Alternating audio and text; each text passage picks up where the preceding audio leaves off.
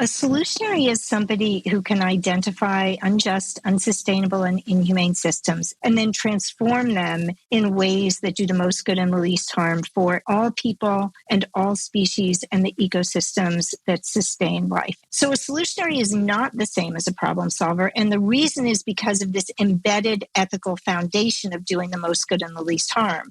So an engineer can solve the problem of damming a river or blowing up a mountaintop for coal removal, but they're not a solutionary. A solutionary is also not the same as a humanitarian. So humanitarians strive to relieve suffering and mitigate harm when it happens. And it's incredibly important that we be humanitarians. And yet, humanitarians are not trying to address the root and systemic causes of that suffering and harm. So that's why we need solutionaries. Solutionaries are people who are going to address those root and systemic causes. In this episode of the Overpopulation Podcast, we'll be speaking with Zoe Weil, co-founder and president of the Institute for Humane Education. We'll hear about Zoe's pioneering work in the area of comprehensive humane education, an approach to teaching that draws the intimate links between human rights, animal protection, and environmental sustainability. Welcome to the Overpopulation Podcast, where we tirelessly make ecological overshoot and overpopulation common knowledge. That's the first step in right-sizing the scale of our human footprint so that it is in balance with life on Earth, enabling all species to thrive. I'm Nandita Bajaj, co-host of the podcast and executive director of Population Balance. I'm Alan Ware, co-host of the podcast and researcher with Population Balance. We are proud to be the first and only nonprofit organization globally that draws the connections between pronatalism, human supremacy, social inequalities, and ecological overshoot.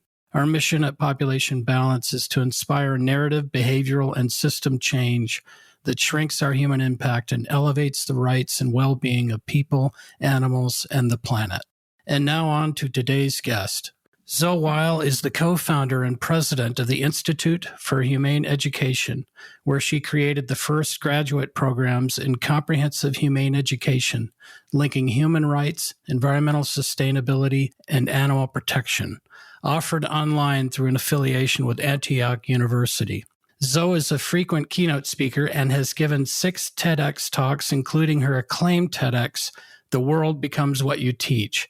She is the author of 8 books, including her 2024 book, The Solutionary Way, Transform Your Life, Your Community, and the World for the Better. She holds master's degrees from Harvard Divinity School and the University of Pennsylvania and was awarded an honorary doctorate from Valparaiso University. And now on to today's interview. Hi, Zoe. It's so wonderful to have you here. This interview has been a long time coming. Nandita, I cannot tell you how thrilled I am to be here. And Alan, it's so nice to meet you. I'm really excited about this conversation. So are we.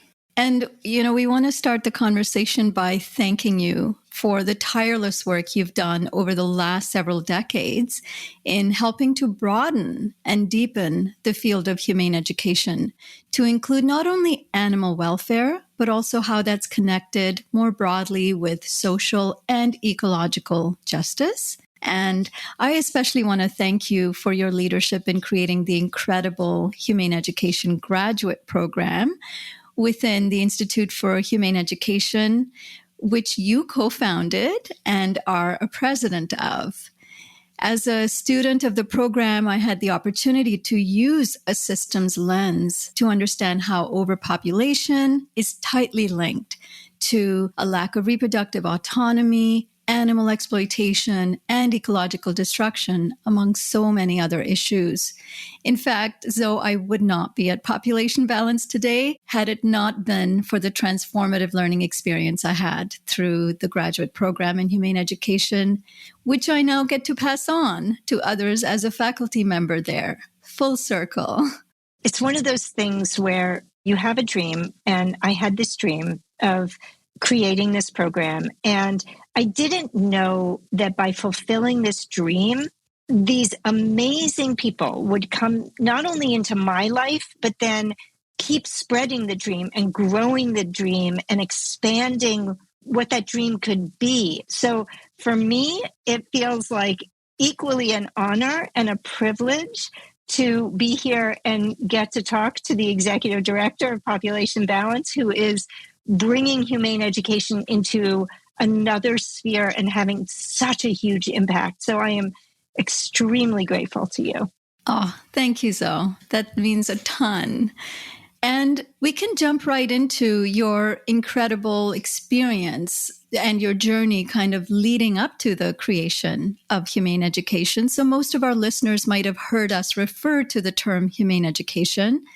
Let's begin with the definition of comprehensive humane education, which you've helped pioneer.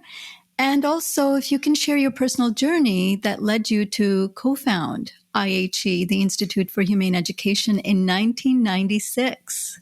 The definition that we use at the Institute for Humane Education is that it is a field that explores the connections between human rights and environmental sustainability and animal protection, with the goal of preparing people to be what we call solutionaries, who can identify unsustainable, unjust, and inhumane systems and then transform them in ways that do the most good and the least harm for everyone. And by everyone, I mean all people and all species and the ecosystems that sustain life. So that's the definition that we use. And my own journey to being a humane educator was a little bit circuitous. And I would say that the starting point for me in really identifying the power of this field and the capacity for this to become my life's work as happening in 1987. So I was in graduate school and I was looking for a summer job. And I found a program at the University of Pennsylvania that offered week-long courses to middle school students. And I pitched a whole bunch of courses. And one was on animal issues, and one was on environmental issues, and one was on media literacy. The animal issues course was the second most popular of the 60 that were offered to the students. And that had nothing to do with me. It was the topic. Kids love animals, and they wanted to know what was happening to them. So I taught this course. And in the middle of the week, I taught about product testing on animals. So that's where anything from oven cleaner to cosmetics and personal care products are dripped into the eyes of conscious rabbits and force-fed to animals in quantities that kill and smeared onto their abraded skin. And one boy went home that night and he made his own homemade leaflets. Now, this was in 1987. He did not have a personal computer. He hand wrote his leaflets, and he came back to class the next day, and he wanted to hand them out, and not to his fellow classmates. They'd already learned about this. He wanted to hand them out on the street, and this was in Philadelphia. So while the rest of us were having our lunch, he was standing on a street corner handing out his homemade leaflets. He had become an activist overnight. And after this course was over, I realized this incredible power of humane education, of teaching about issues and providing means to make a difference. And it was so transformative for these kids. I mean, years later, many, many years later, one of the boys who was in that class, he went on to work for the mayor of New York on HIV and AIDS issues. He still works for the mayor of New York, but this is 5 mayors later.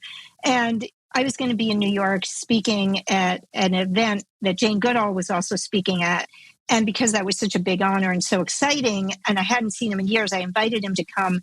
And I was introducing him to some friends afterwards. And I said, this is David. He was in the first humane education course I ever taught. And before I could even finish my sentence, he interjected, that course changed my life. Wow. And it changed my life too, right? It changed his life. It set him on this path. It changed my life because I realized this could be my life's work.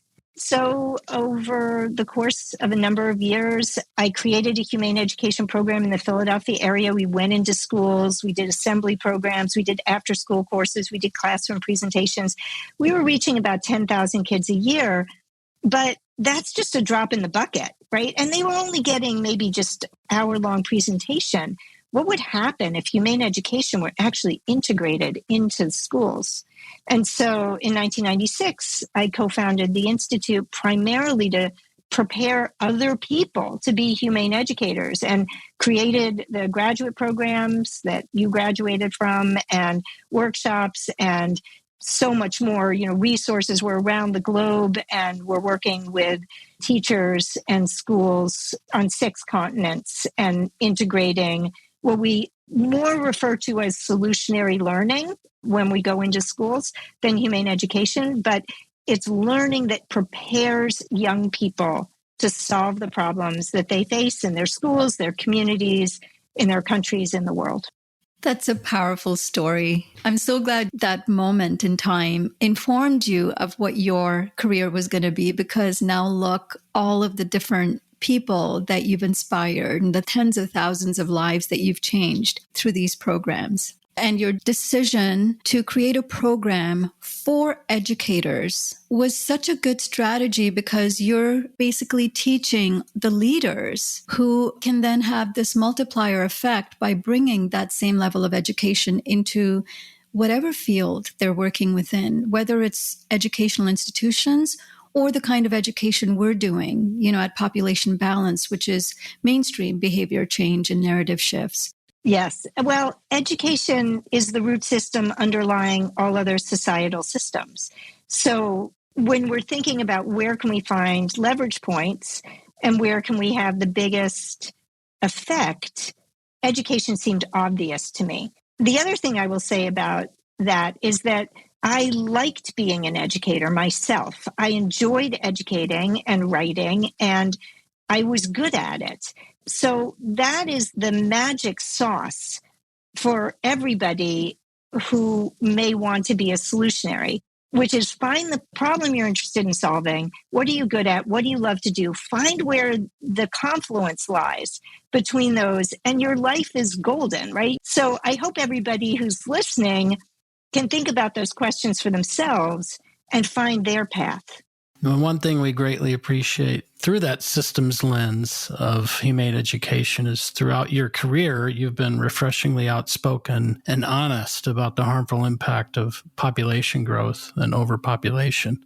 What experiences and ideas inform those views? And what kind of reception have you had in speaking and writing about population issues through the decades? I grew up in the 60s and 70s, so population was an issue of that time. And what I don't understand is how population isn't an issue for everybody, because it's just math, right? We live on a finite planet. We cannot have an endlessly growing human population and not have impacts. And back then in the 60s and 70s, the big concern was famine, that we were going to not have enough food to feed a growing human population. And we solved that problem. And I'm doing the air quotes, which you can see, but the listeners can't.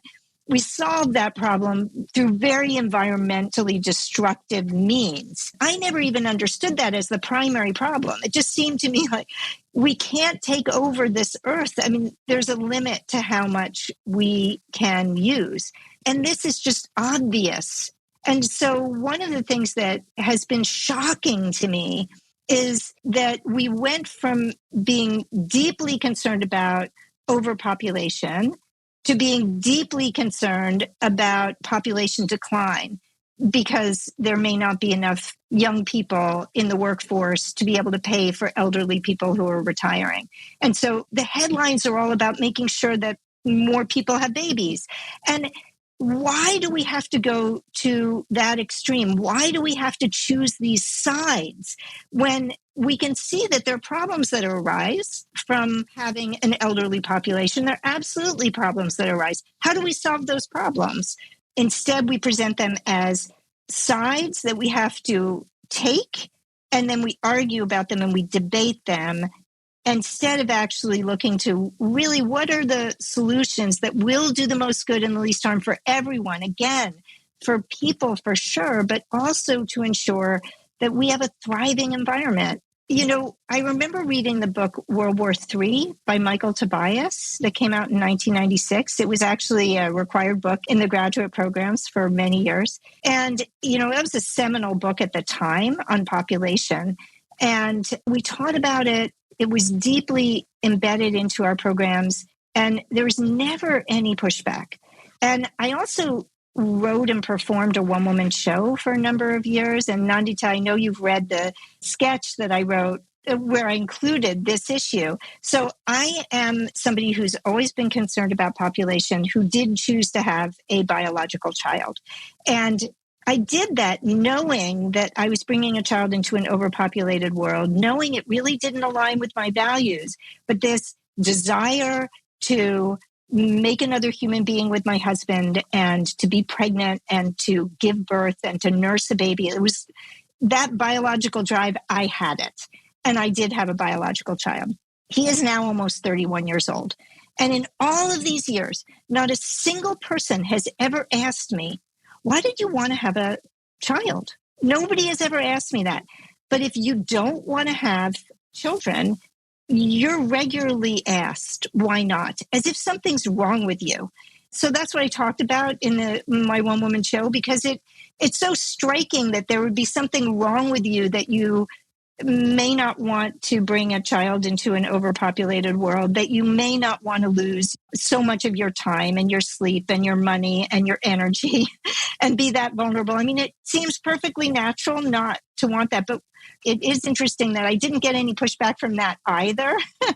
And we'll see what happens with my new book, because I do have a section in the new book about population solutions, and we'll see if I get any negative feedback from it. But so far, I have not. Well, and you did make that decision to have a child very conscientiously, it sounds like, knowing the costs and benefits. And you had one, not 2, 3, 4, 5. So if everybody could make it so conscientiously, that would be amazing.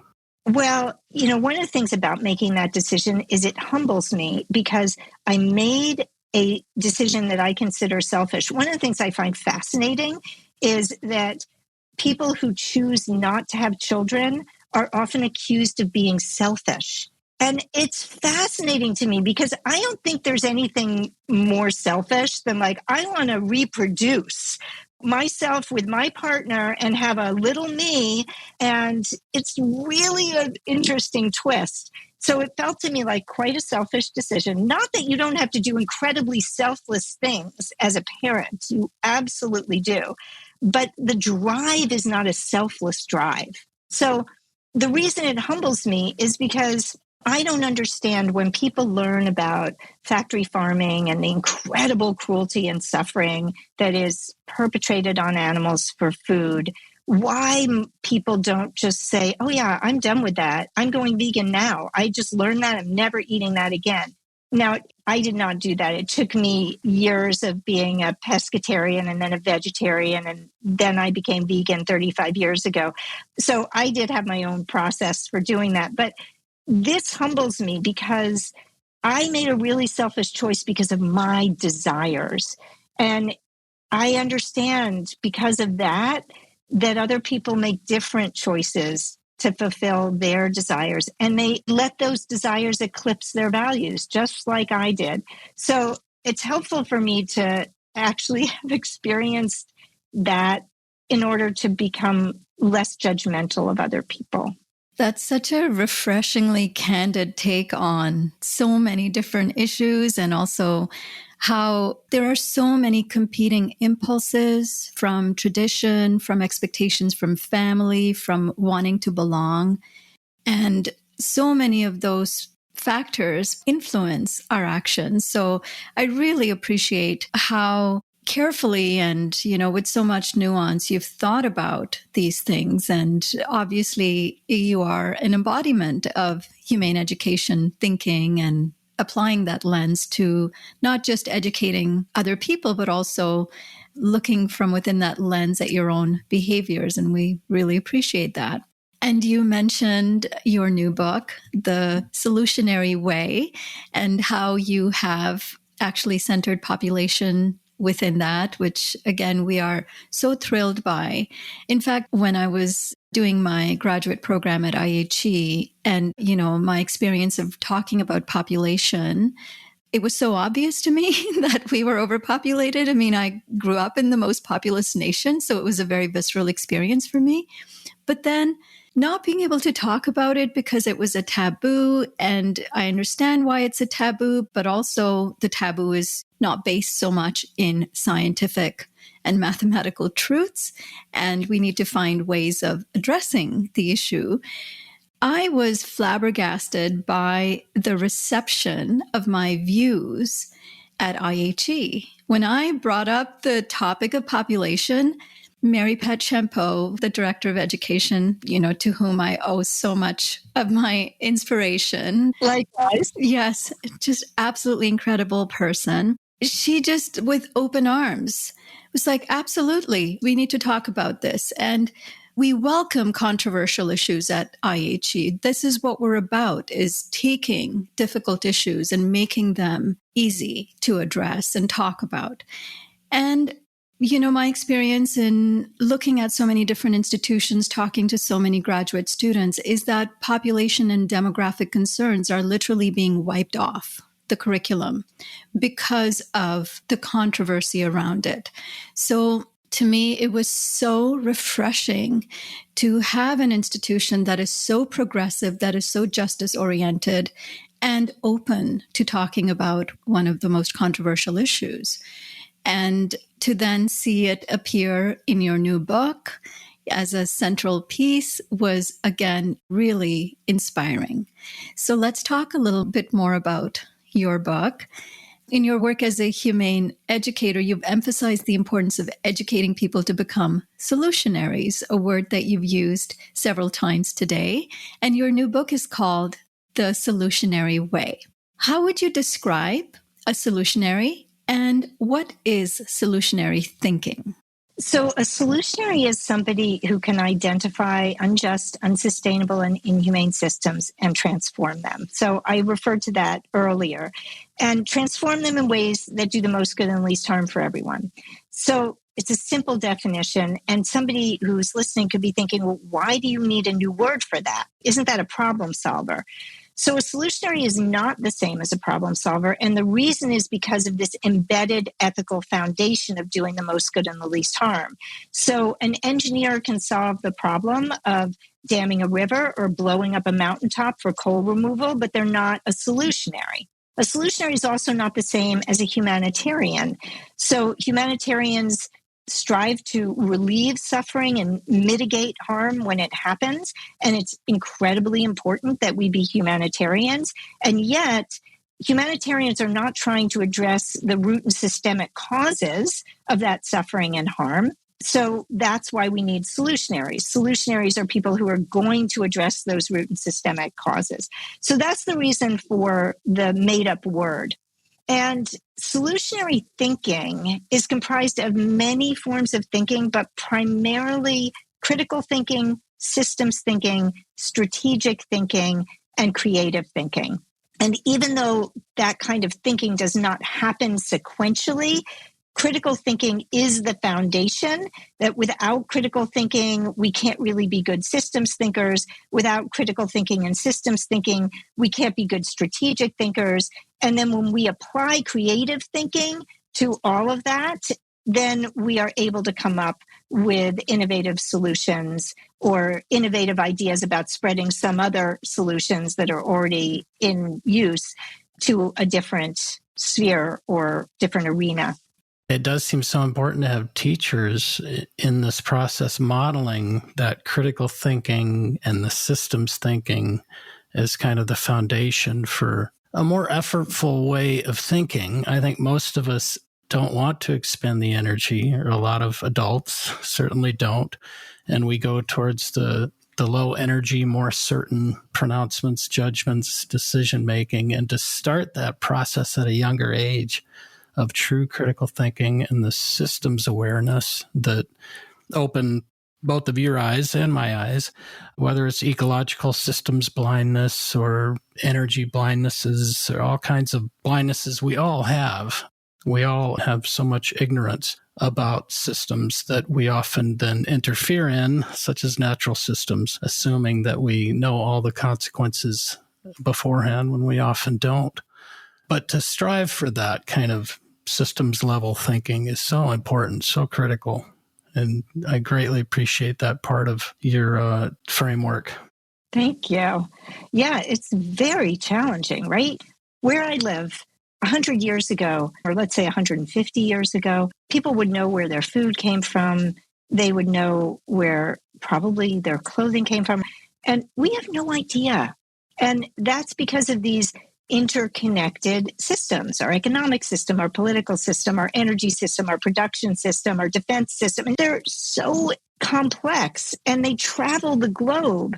And it's difficult because while we can get more information now, it's a lot of work to get that information. And it's so much easier not to know for most people. Like, why bother knowing? I'm just going to get what I get.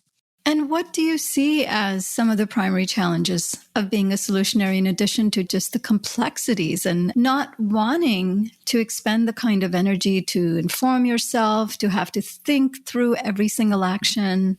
So I would say that is one of the two big challenges. Is it takes effort and work, and people are tired and busy, and to the degree that people have extra time, they want to be entertained and they want pleasure, not pain.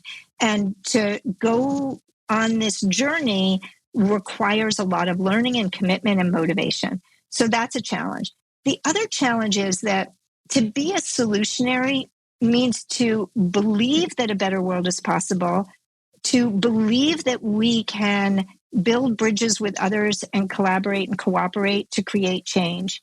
And we live in a culture that is very polarizing and divisive, and we don't tend to want to build those bridges. We are pushed to choose sides all the time. We are pushed to think in either or ways as opposed to thinking in solutionary ways. So to think in a solutionary way means to not accept the either or. We have the capacity to think in more complex ways. We have the capacity to realize that there are a bunch of problems and they're interconnected and we can solve them. And that kind of solutionary mindset actually doesn't seem to come all that naturally to most of us, that we are much more inclined to think in either or terms and to choose sides than we are to say, oh, let's solve this together. How do we do that? Yeah, and yet you've found, despite those challenges, a lot of joy and satisfaction in being a solutionary. And I wonder if you could share some of that with us.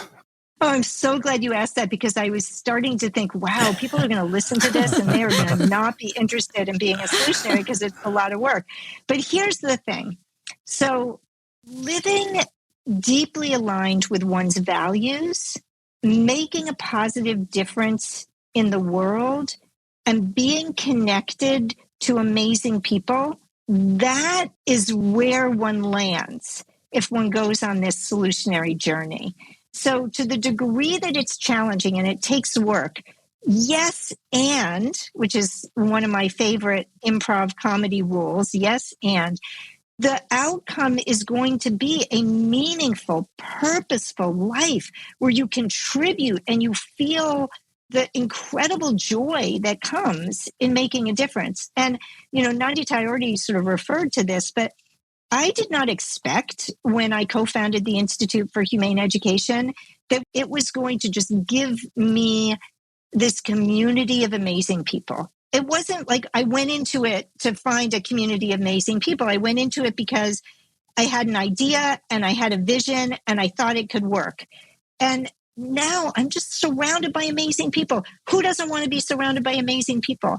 People who are positive and strive to do good and are genuinely brilliant because they have learned to think in these complex ways. I mean, it's pretty great. So hopefully, if anybody is thinking, I'm not getting that book and I'm not going on the solutionary journey, is now thinking like, I can't wait to get that book and go on the journey. Yes. I think the power of what you just shared, the power of living in alignment with one's values. Sometimes, there's this debate. And again, it goes back to your either or thinking. Is it individual change? Is it system change? Why do we have to compete between the two?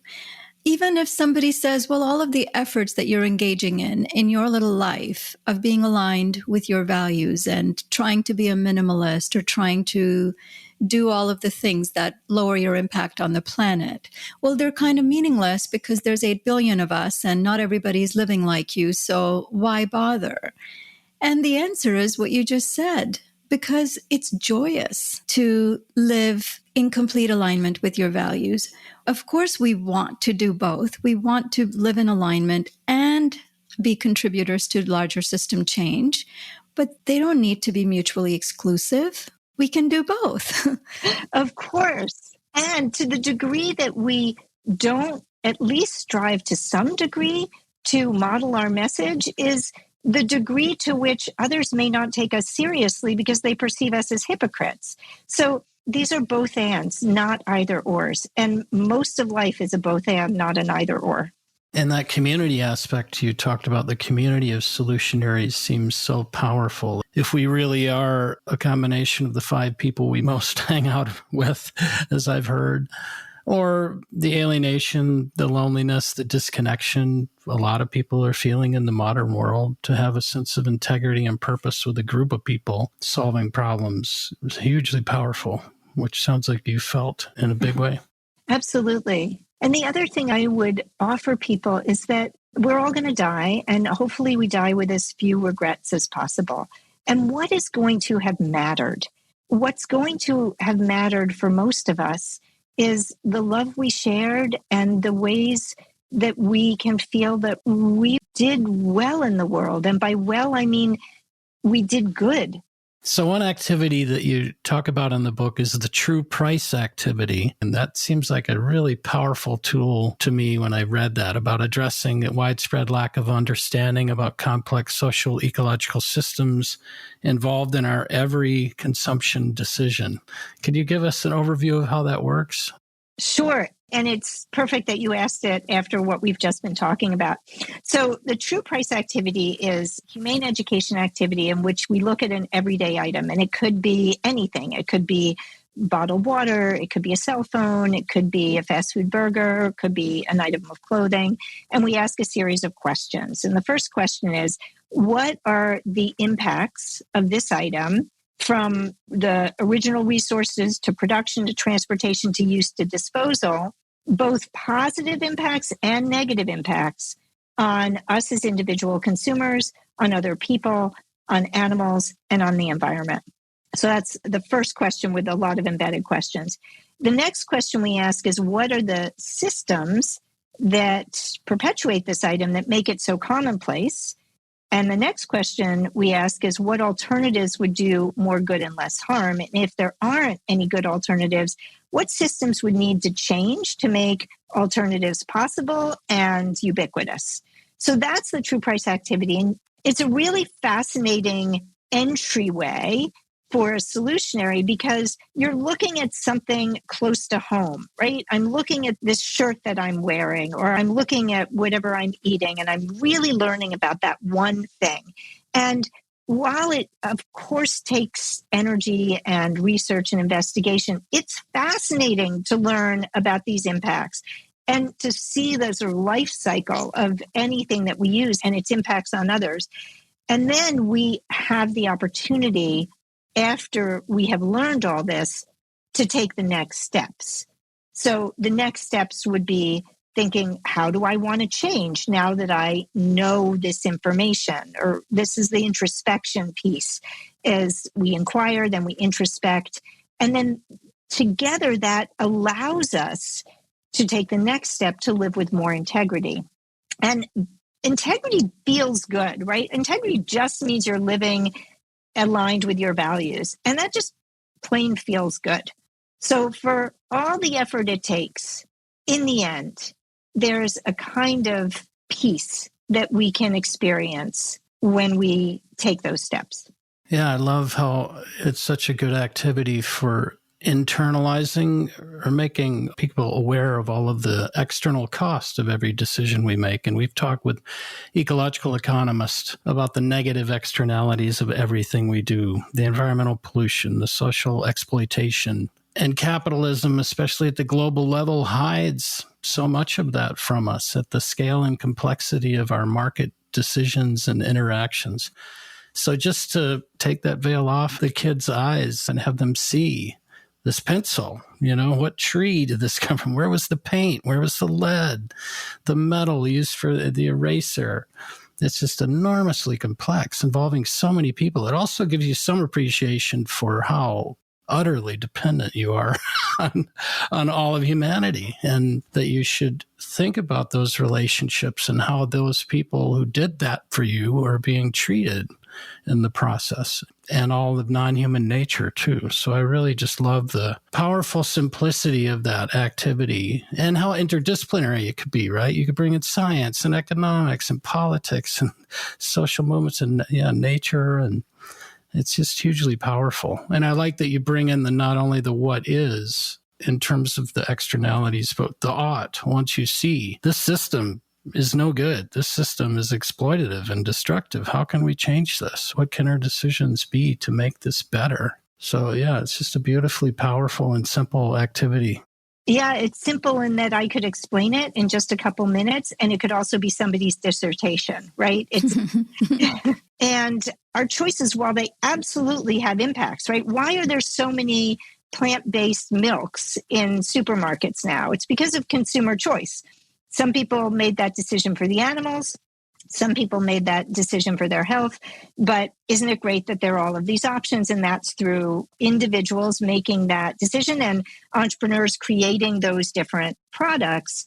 At the same time, if we get hyper-focused on our personal decisions, we might be neglecting the ways that we could actually be influencing those systems. So this is a both and too. I would say that I was probably more focused on my personal purity in my 20s and early 30s than I am now. And that's partly because of the complexities and wanting to expend more energy on the system changing. And I've cut myself some slack. And I think we all need to sort of find this sweet spot where we hold ourselves accountable. We don't just say, it doesn't matter, so I'm not going to do anything. But we also cut ourselves slack so that we're not so focused on this personal purity that we actually could be turning people away. I remember being at a restaurant, and I was at a conference, and a couple of us were there who were speakers who were vegan, and it was an animal welfare-ish conference. And the restaurant didn't have anything on the menu other than French fries that was vegan. And I was sitting at one end, and there was another woman sitting at another end. And I was going to get some French fries. And she yelled across the table, and this is a big table full of people who've organized this conference.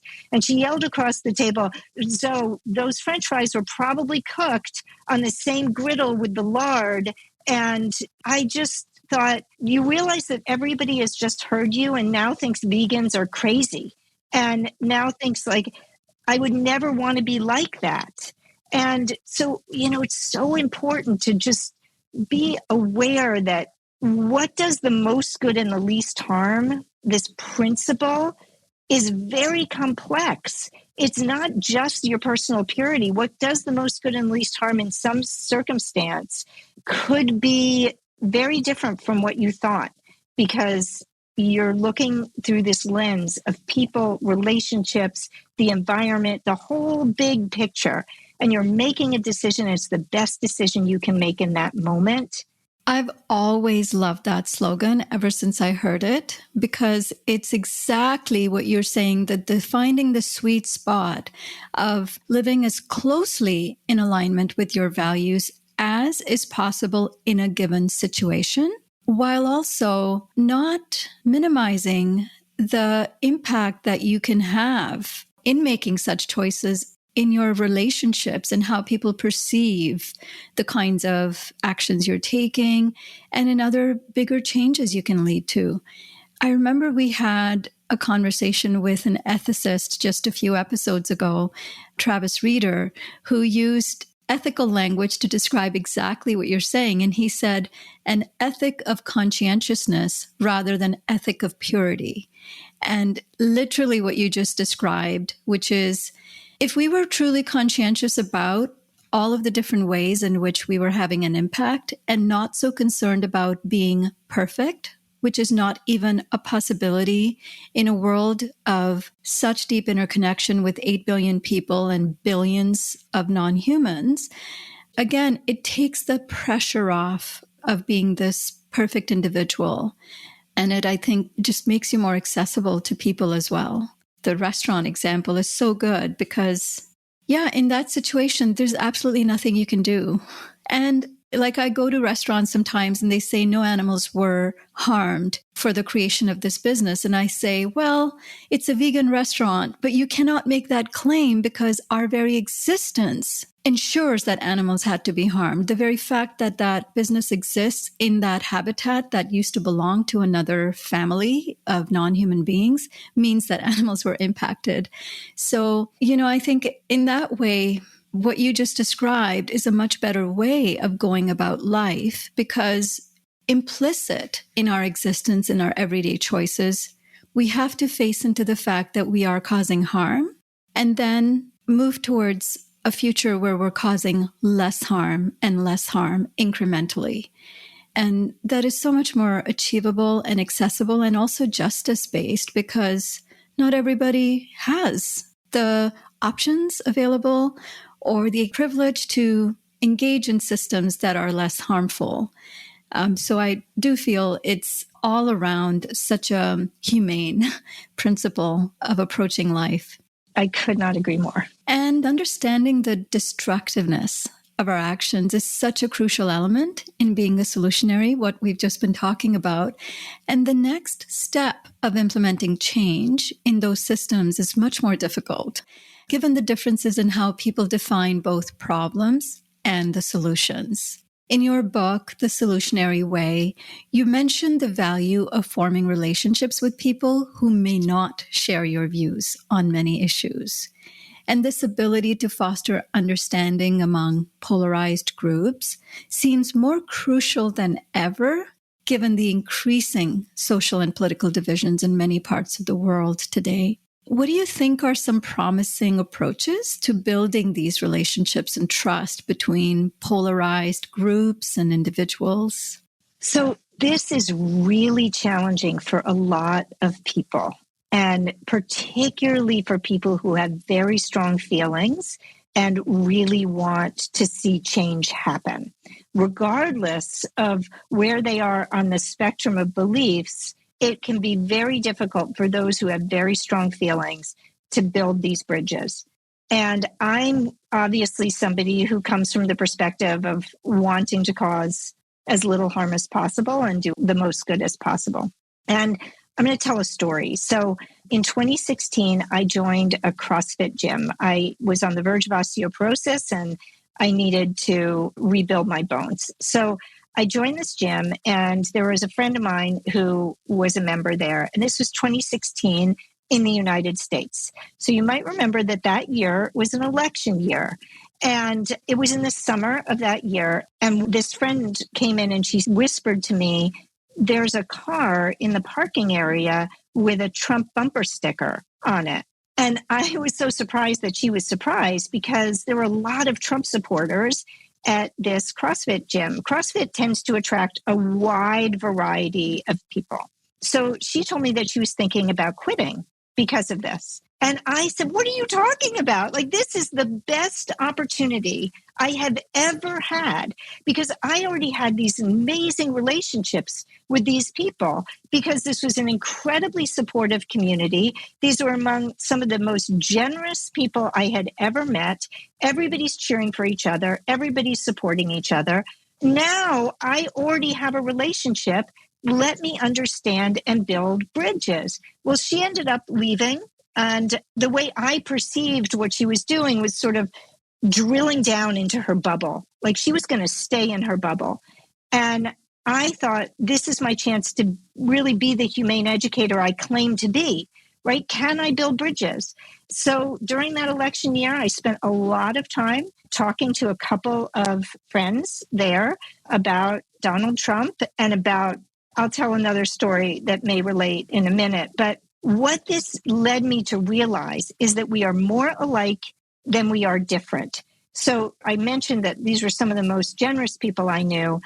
We all would say, if you asked any of us, what are the most important values or qualities of human beings? We would all say the same kinds of things. We would talk about compassion. We'd talk about integrity. We'd talk about honesty and courage and perseverance and responsibility, all of us. Nobody would say greed. Nobody would say violence. Nobody would say hatred. There's more that unites us than divides us. But until we see that, it's so easy to vilify other people. And then the media is going to create these sides. So do you listen to MSNBC or do you listen to Fox News? Are you red or are you blue? Are you conservative or are you liberal? And because of our tendency to gravitate toward groups and sides, we then gravitate. And even though these sides they're abstractions, sometimes they're very clear values that are very, very different. Often those values change. I mean, I'm looking right now at a Republican Party in the US that has many people who are opposed to funding Ukraine in its fight against the aggression of Russia. Whereas 20 years ago, that would have been the platform of the Republican Party. That shift happened, and then people just sort of are going along with the shift.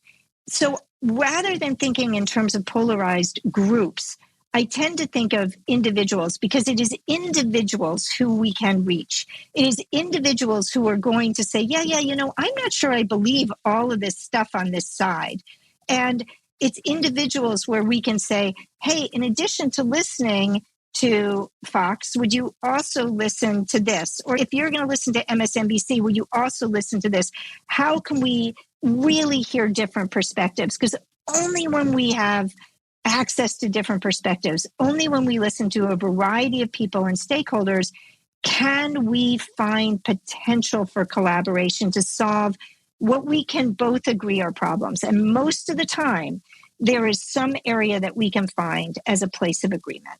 Well, I think what's fascinating about the CrossFit example is you were working together towards shared goals, which research has shown and history has shown is what creates trust and cohesion, right? Either through national service, which I still think we should have, bring people from different backgrounds to work on environmental projects, other types of projects. Those common goals will help everybody come together despite what would seem their insurmountable diversity at one point. The Civilian Conservation Corps in the Great Depression in the U.S. is often used as a model for that. They brought these young men from around the country during the Depression to build the national state parks systems. Sports teams, often very diverse, and they build up friendships. And you had that at CrossFit, in a way. So we really need a kind of institutional collaborative structure that has people working together towards common goals, I think. And that allowed you to see these people as people you could trust, people that you liked, people that you were willing to listen to and who were willing to listen to you. And a couple of the people who voted for Donald Trump in 2016 did not vote for him in 2020. And I like to think that I had an influence on that. Yeah, right. So some of the seemingly irreconcilable differences we're seeing in many societies come from distortions in the informational landscape, which help polarize opinions, spread misinformation, hinder our abilities to have constructive dialogue. And you've spoken eloquently today about how many of our thoughts and desires are shaped and molded by marketers and advertisers. So what would be your approach to educating all of us for freedom from these powerful and insidious, pervasive messages that we get from marketers and advertisers? So this is a tough one because marketers and advertisers are preying upon our deepest desires and needs, and they are associating the fulfillment of those desires and needs with products and services. And it's very difficult not to fall prey to that. If you want love and love is somehow associated with a certain kind of shampoo, well, maybe you get that shampoo or that new outfit or whatever it is. The solution to this is the same solution that will also work when we recognize that it's not just marketers and advertisers at this point, it's everybody. everybody who's on social media is a potential influencer. And whether it's from advertisers or it's on social media, how can we think critically? I'll give you a very specific example. Back to 2016, talking to one of my friends at CrossFit, and he was a Trump supporter. And he said to me, if Mexico can build a wall on its southern border, why can't we build a wall on our southern border? And I said, Mexico has a wall on its border with Guatemala? Like, I never knew that. And he said, yeah, it does. And I'm like, okay, I'm going to have to look that up. So I went home and I looked it up, and there were a couple of memes. They were all over the internet. And there are two different photos of walls through the desert. And there were words on them like, why can't we build a wall if Mexico keeps the freeloaders out with their wall? And I'm paraphrasing. But so then I found Snopes, and Snopes said where these pictures were actually from. One was actually the wall on our border in the U.S. with Mexico, and the other one was on Israel's border with Egypt. They were both through the desert. There is no desert on the border between Mexico and Guatemala. That's mostly a jungle. So I went back and I said, hey, found this out. And he was a little embarrassed by it, but it didn't really change where he was going to get his sources of information because he was so deeply embedded in his identity with those media sources. So whether it's marketers and advertisers telling us what to buy, eat, wear, do, or it's what we see on social media, the posts that align with us, we think like that. So let's just share that thing that we saw. We have to do the same thing for all of this, which is we have to think critically. And it is really asking ourselves, what is true? How can I find out what is true? What are my real values? Really like digging deep. If somebody says, buy this and you'll get that, and that is more freedom or more time or more convenience, is it really true? And that is one of the practices of being a solutionary. And it is a liberating practice because if you can liberate yourself from marketers and advertisers and going down the path of sharing whatever seems like it resonates with you, even if it's not true, if you can go down that path and resist that, you gain so much freedom to be true to yourself and true to the world. Yeah, traditional advertising preys on our wants and needs, and the amount spent on that is globally equal to the GDP of Turkey, I found. So a lot of money is spent on traditional advertising. But like you said, in social media, the kind of reaching out, I think, both for a sense of belonging, which is important to all of us, combined with low energy. I'll just say what my group says. It's easy, and I get to belong. It's a twofer that way. And it's critical thinking, like you said, just upsets all of that and makes you really get over that need to belong, and which could be a little uncomfortable or might not give you as many strokes emotionally. And it'll take a little bit more work, not a huge amount with some of this stuff like you did on Snopes. Yeah, that did not take much work at all. That was like this. The one thing I would like to add is that, it's not as if all advertising and marketing is bad, right? Like, I'm really hoping that people want to read my book. Now, I don't care if they ask their library to order it and they take it out of their library or they buy it themselves, but I want people to read my book. So that means marketing and promotion and advertising, right? And I want more people to enroll in our graduate program. So we're advertising our graduate program so more people know about it. So these things are not inherently bad, right? It's the ability as a consumer of media and messages to be able to be true to ourselves in the process of being bombarded with these messages. It would be great to hear about what you're most excited about in terms of what's happening at the Institute for Humane Education and whether there are ways for our listeners to plug into any of those programs. Thank you for that question. I love talking about our work, and I'm really excited about it. So, you know a little bit about the Institute already, the fact that we have graduate programs online with Antioch University, but we also have a whole K-12 outreach program, and we're working with teachers, as I mentioned, across the globe and in schools. In the state of Maine, which is where we're headquartered, we are working with the Maine Department of Education to train 200 teachers before the next school year begins so that they can bring solutionary learning to students in every county in our state. And the other thing that I'm really excited about right now is that with the publication of the Solutionary Way, we're looking to bring humane education and solutionary focused work to other audiences and expanding our reach beyond the education sector and beyond teaching people how to teach to preparing people to be solutionaries themselves. So I'm imagining that there are a lot of listeners right now who are not educators, but they may want to be solutionaries. So we're imagining that we're going to bring this solutionary approach to politicians. Clearly, politicians need this approach, but people who are in business, people who are in healthcare, people who work for NGOs, leaders of NGOs, there are ways to be more strategic in our work, and anybody can learn how to be a solutionary. So we're looking to bring workshops of some sort to college campuses to help young people. How can they make the most effective difference? How can they make the most strategic forms of a difference? So that's what we are doing next. People can go to our website, humaneeducation.org, and they can find loads of free resources.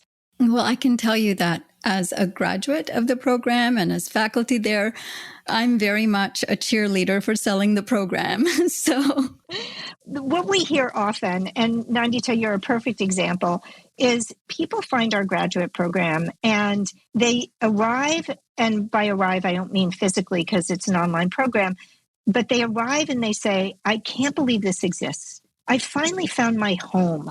And I would imagine that a lot of listeners, if they are looking for a master's degree or a doctorate in education or a graduate certificate, and who care about these interconnected issues, they would love this program.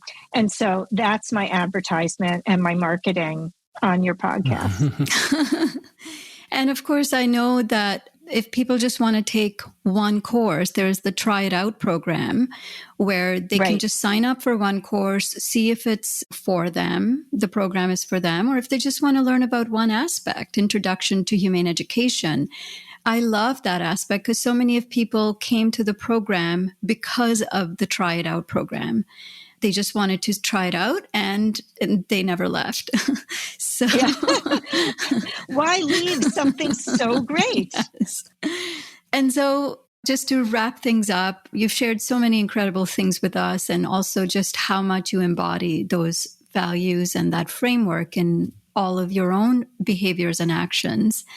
Given the gravity of the social and ecological crises that we face and that you've committed to remaining engaged with, how do you stay grounded and maintain equanimity? I would not say that equanimity is my strong suit. I do strive for it. Mary Pat, who is the director of our graduate programs, she's my role model for equanimity. But I would say that I do a lot of things that keep me from falling into despair. I work out every day. You know, you all know about my CrossFit habit now. I spend a lot of time in nature. I spend time with my dogs and with loved ones. I meditate. And I feel like these disciplines, because they are disciplines for me, even though I love being in nature, sometimes it's hard for me to close my computer and walk outside. And I'm always glad I did because my mind becomes clearer. I get new ideas.